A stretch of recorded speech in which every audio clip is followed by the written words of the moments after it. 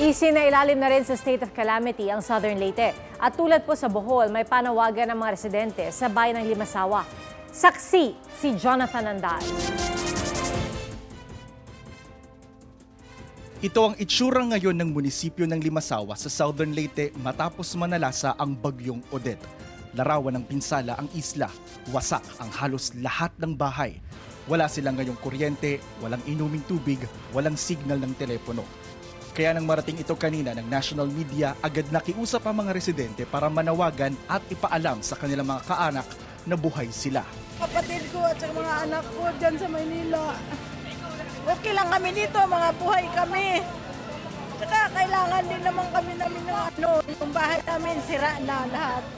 Yung mga kapatid ko ng Ibe, at saka si Vicky, si Inday, si Ube, nakaligtas ako. Kahit nandaganan ako ng malaking halo sa bahay. Natabunan kami, 5 kami hasta yung kapitbahay ko at saka anak ko sa asawa ko. Kung sino mang nakakilala sa akin dyan sa Cavite, Dasmariñas, pakisabi na lang sa mga kamag-anak ko dyan nga wala na kaming tirahan.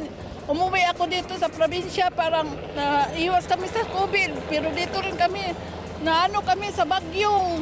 Ate Lucy, huwag kayo mag-alala sa akin, okay naman kami, buhay pa kami. Ang bahay namin guba na, wala, inanod ang dagat. Gamit ko, wala talaga.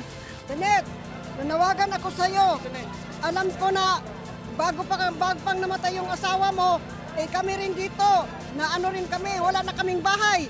Ang damit namin nakalibing sa baybay, hindi na pa namin nahukay. Yung mga kamag-anak ko sa Pampanga, huwag kayo mag-alala at kami ligtas, kaso lang wala na kaming matitirahan. At paano, kawan ng Diyos, ligtas pa rin kami. Kung may maitutulong sa amin, manghingi kami kunting tulong. Nakiusap ring manawagan ng mga may kaanak sa abroad na OFW. Dahil, may tabag dahil. Wala tayo bahay dahil. Nahubag sa mundo. Ma, huwag kang mag-alala, buhay pa kami dito. Pero kaso lang, wala na tayong bahay. Giba na. Isa ang namatay sa isla nung kasagsagan ng bagyo. Ang 79 anyos na ama ng magkakapatid na ito, si Tatay Sotero Gato. Ang kwento ng mga anak, habang tumatakbo si Tatay Sotero, papasok dito sa bahay ito para sana magtago, nabagsakan siya dito mismo sa pwesto na to ng tipak ng pader na galing dito sa may taas. Yung bumagsak sa kanyang piraso ng pader, ganito kalaki.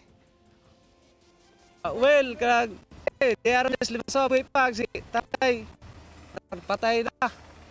Hanglan minizog tabag na mo, katabang ng udere.